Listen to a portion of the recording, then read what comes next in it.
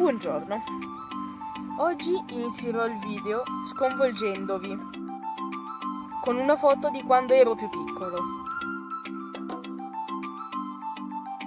Vabbè, la foto si commenta da sola.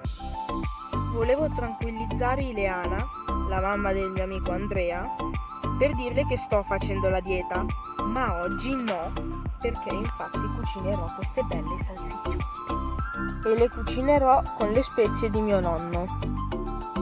Breve tutorial. Spezie casalinghe del nonno Giuseppe. Raccoglie tutte le spezie, le lava e le fa essiccare al sole. Dopo 3 giorni di essiccamento al sole.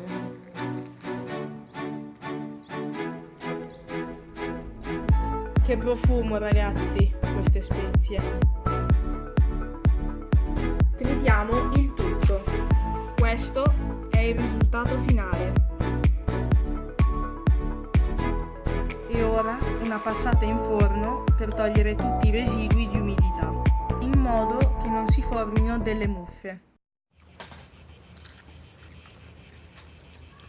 Un saluto speciale ad Alice e Francesco.